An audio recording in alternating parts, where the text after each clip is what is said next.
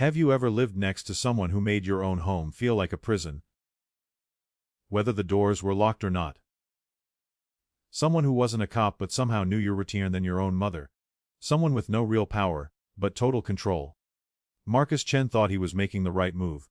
Transferring to a quiet neighborhood with trimmed hedges, cult D, sacks that looked straight out of a brochure, and safe sidewalks where his daughter could ride her bike on weekends. A fresh start after 20 years on the downtown force. What he didn't know was this: the most dangerous person in the neighborhood wasn't a criminal. It wasn't a burglar. It wasn't even someone with a record. It was the woman across the street, in a crisp HOA polo shirt, holding a clipboard like it was a federal badge, and a smile that felt like a loaded threat.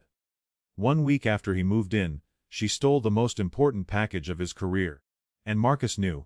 This wasn't just personal anymore. This was war.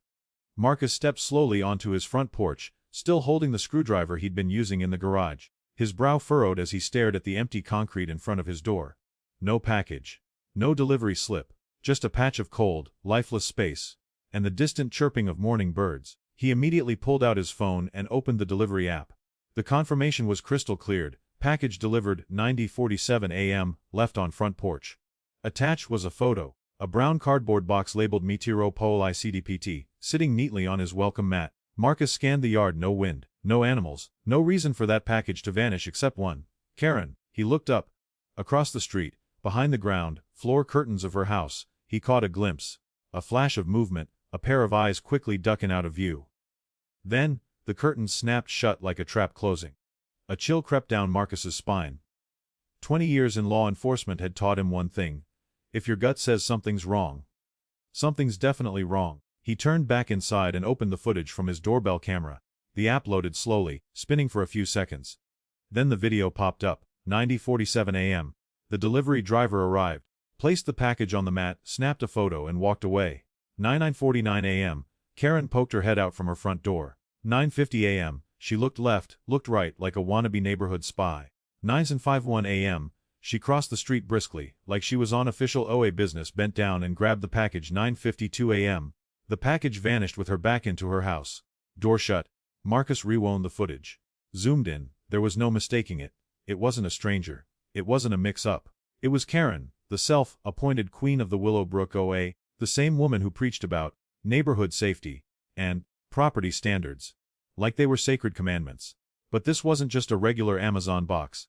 Inside that package was Marcus's new police uniform, his badge, his credentials, all sent directly from HQ in preparation for his swearing in at the new precinct on Thursday. And now it was Tuesday. His entire professional identity, his name, his badge number, his authority, was sitting in the hands of a woman known for issuing citations over slightly overgrown rose bushes. Marcus understood the gravity. A stolen police badge, even unintentionally, is a federal issue. If she opened it, used it, or flashed it around, this wouldn't just be a violation of HOA rules, it would be a crime. He tapped his phone and dialed the precinct directly. "Sir, I think we have a situation," Marcus said quickly. "My package, uniform, badge, everything, was just stolen from my porch. I have doorbell footage. It's my neighbor. I know exactly who took it." There was a pause on the other end. Then, a shift in tone. "You're saying someone has your active badge, the one just issued?" "Yes, sir. I have digital backups, but the physical badge and credentials are in that box. Do not approach her. Send me the footage. I'm getting internal affairs involved immediately." Marcus forwarded the video and sank into his chair. For the first time in his life, he didn't just feel violated. He felt humiliated. She didn't know what was in that package. But if she opened it, if she held that badge in her hand, what would she do? Flash it around, pretend, manipulate. Karen had crossed a line, and she was about to find out exactly what that meant. The morning after, everything looked the same. Blue skies, neatly trimmed grass, birds chirping in the distance. But to Marcus, nothing felt the same. He no longer saw the neighborhood as peaceful. Every half-drawn curtain, every neighbor's passing glance, felt like part of some carefully staged performance. People smiled on the outside, but there was something rotten just beneath. Still, Marcus wasn't impulsive. He wasn't the kind of man to storm across the street and confront someone. Not after 2 decades in law enforcement. He'd cracked year-long cases with nothing but subtle tells and patient waiting. And this was just another case. Around 10 a.m., his phone buzzed. Unknown number. Marcus Chen. This is Detectives Rodriguez and Kim, Internal Affairs. We reviewed the footage you submitted. We're on our way to your address now. We need to speak in person. Less than an hour later, they were standing on his porch. No uniforms, just crisp shirts, neutral expressions, and the calm edge of people who had seen too much and trusted too little. Play the video, Rodriguez said without preamble. Marcus opened his laptop and pulled up the footage. They watched it once. Then again. Then a third time, pausing, zooming, analyzing. Clear as day. Kim murmured, jotting notes. If she opened that package, she's looking at federal mail theft, unlawful possession of government issued credentials, and possibly impersonating law enforcement. Has she contacted you directly? Rodriguez asked. No, Marcus said. But I've seen her making the rounds. Going door to door, talking to neighbors, like she's getting ahead of something. Rodriguez and Kim exchanged a quick look. We'll move for a warrant, Rodriguez said. In the meantime, act normal. Do not tip her off. If she catches on, she might destroy the evidence or twist the narrative. Let us handle it. Marcus nodded, and strangely, for a man used to confronting suspects head-on, pretending like he didn't know anything, was the hardest part. The next morning, around 7:30 a.m., Marcus was watering the roses in his front yard when Karen made her move. She stormed across the street like she owned it, clipboard in hand, her jaw tight, posture military. Mr. Chen, she said, stretching his name like an insult. I've received several complaints about suspicious activity at this property. Unusual packages, unidentified visitors at odd hours. I need to know what kind of business you're running here. Marcus turned slowly, keeping his tone casual pleasant. Just settling in, Karen. Starting a new job soon. Still unpacking. Karen scribbled something furiously onto her clipboard. Well, we take our property values and neighborhood standards very seriously here. I'll be keeping a close eye. I appreciate your vigilance, Marcus said, with a polite smile. She turned on her heel and marched back to her house like she'd just scored a point in a game only she was playing. What Karen didn't know was that while she was ranting about property values, a black SUV had been parked quietly down the block for over an hour, and an unmarked sedan rolled by every 20 minutes, slow, steady, and watching. The trap was set. Now it was just a matter of time. It all happened faster than Marcus expected, and slower than Karen ever could have imagined. The next afternoon, the neighborhood was unusually still. A breeze rustled the treetops. Somewhere in the distance, a dog barked twice, then fell silent. Marcus sat on his front porch, nursing a lukewarm cup of coffee. His eyes flicked occasionally toward the house across the street, but his expression gave nothing away. He didn't have to wait long. At precisely 2:17 p.m., the black Suburban that had been stationed at the edge of the block finally moved. It rolled forward with quiet authority and turned sharply into Karen's driveway. A second unmarked vehicle pulled up behind it. 4 people stepped out. 2 in plain suits, and 2 in uniform. There was no knock, only purpose. From across the street, Marcus could see her answer the door, clipboard still in hand, wearing her usual pressed khaki Sinha branded polo. Even from a distance, the transformation on her face was unmistakable confidence, gay confusion, panic. All in the span of 10 seconds. Karen, the lead agent began, his voice loud and clear enough for half the cul-de-sac to hear. I'm Agent Rodriguez with Internal Affairs. We have a warrant to search your home for stolen federal property. Karen's voice shot up like a fire alarm. This is ridiculous! I'm the HOA president. I was protecting the neighborhood. Mom, you removed a package from someone else's property. That is federal mail theft, and the contents of that package. I was going to report it. She snapped, cutting him off.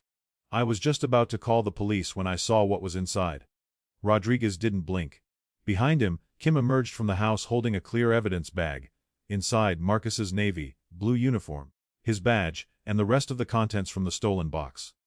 Found them in the hall closet, Kim said, loud enough for the crowd that was now forming on the sidewalks.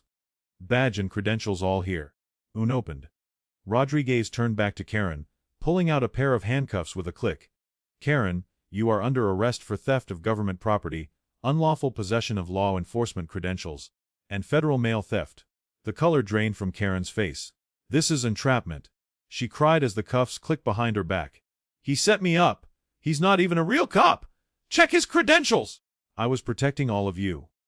From 2 houses down, an older woman called out, "Is that why my daughter's anniversary gift never arrived, Karen?" Another neighbor chimed in, "You protected My son's birthday presents right out of our mailbox. Phones were up. Cameras recording.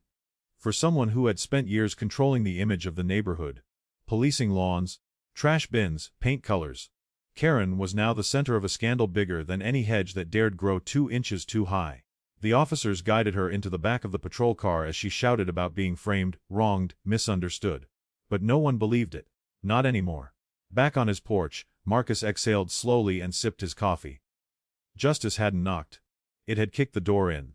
And for the first time since he moved in, the neighborhood felt quiet for all the right reasons. The next few days felt like a strange kind of rebirth for the Willowbrook neighborhood. The incident had spread fast. Faster than Karen could spin a cover story, faster than anyone had ever imagined. By that weekend, nearly every house on the block had heard, seen, or shared the video of her being escorted in cuffs to a waiting patrol car. But it wasn't just gossip. Something deeper shifted. Neighbors who had barely spoken before were suddenly chatting over fences. People were outside more, walking dogs, pushing strollers, letting their kids ride bikes past curfew. It was as if someone had lifted an invisible weight off the community. And that weight had a name. Karen.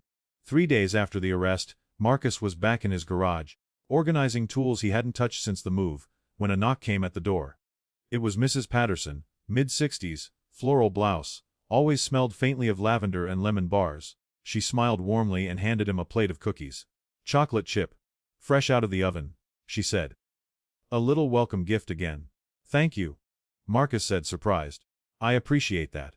She lingered at the doorstep for a second. Then her expression shifted. Curiosity edged with something else. We always knew Karen was strict, but we didn't know she was stealing, she said quietly. Turns out, a lot of us had missing packages over the past year.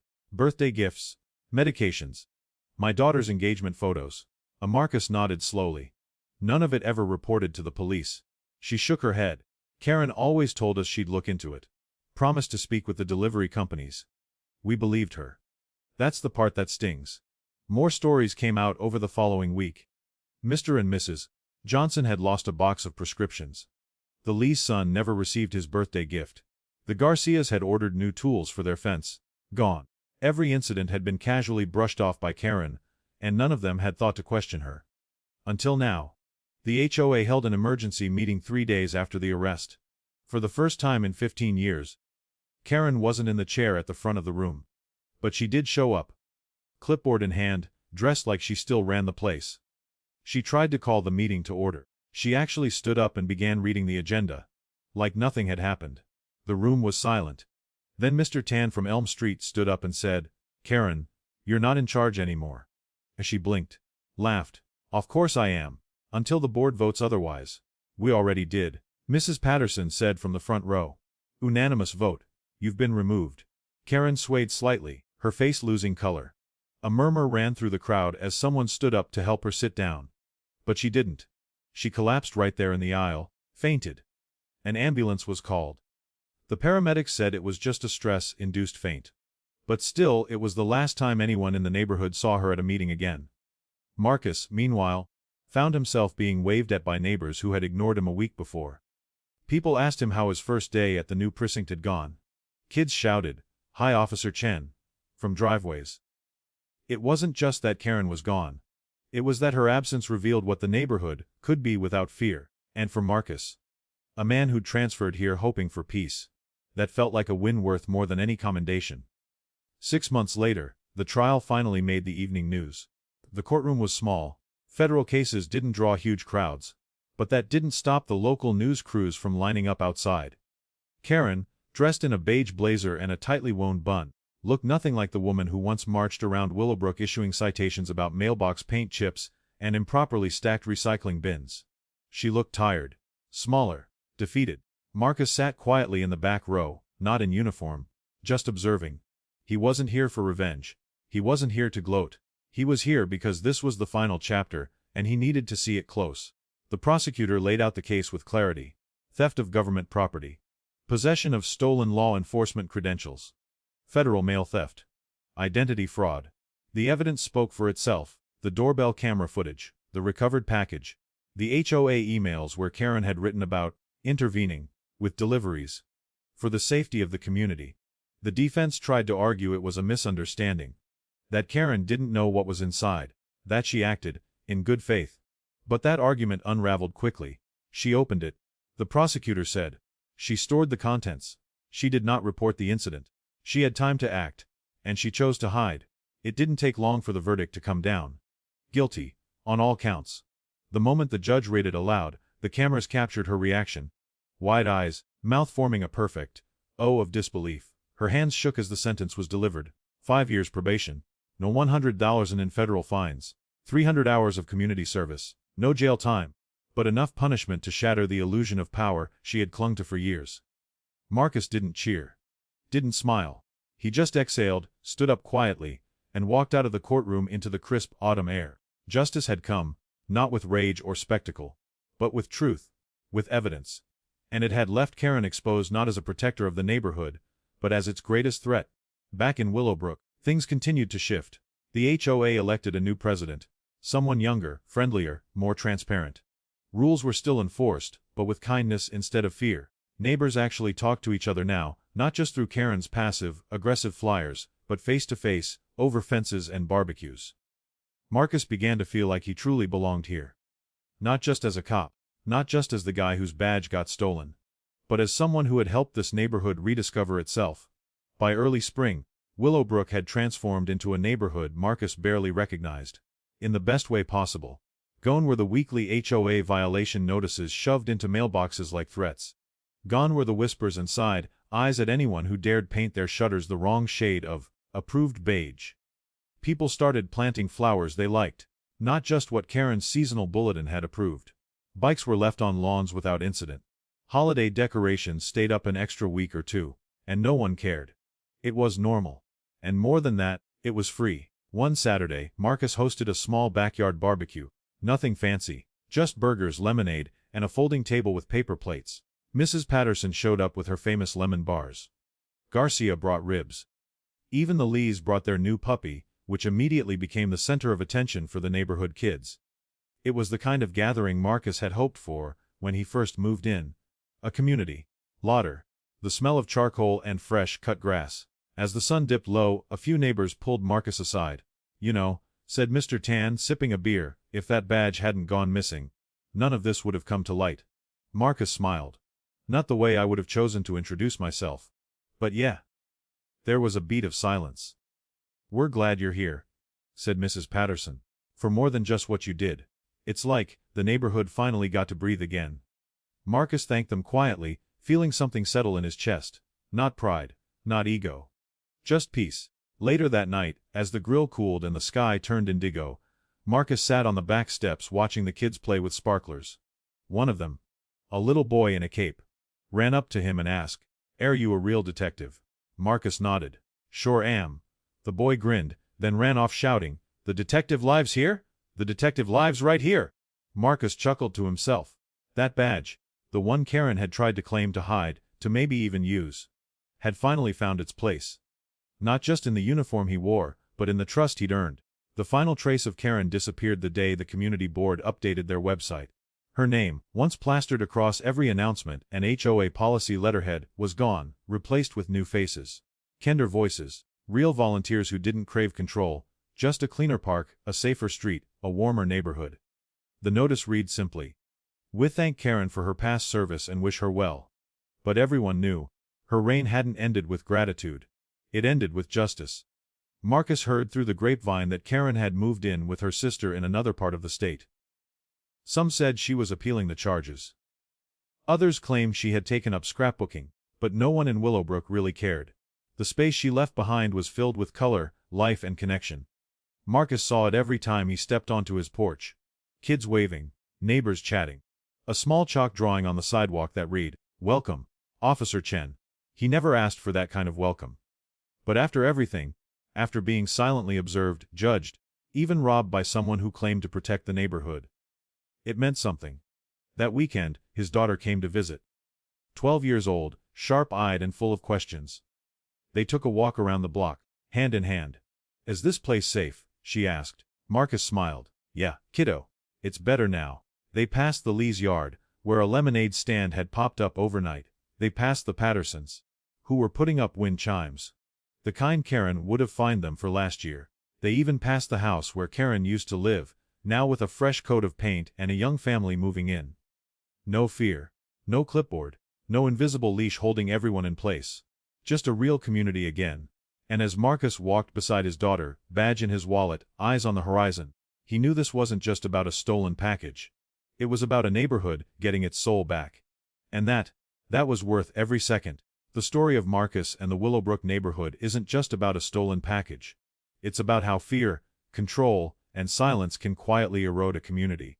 Not through violence or chaos, but through small rules, whispered judgments, and unspoken pressure to fall in line. And sometimes all it takes is one moment, one small truth, to begin breaking that spell. The lesson here is simple, but powerful truth always finds a way.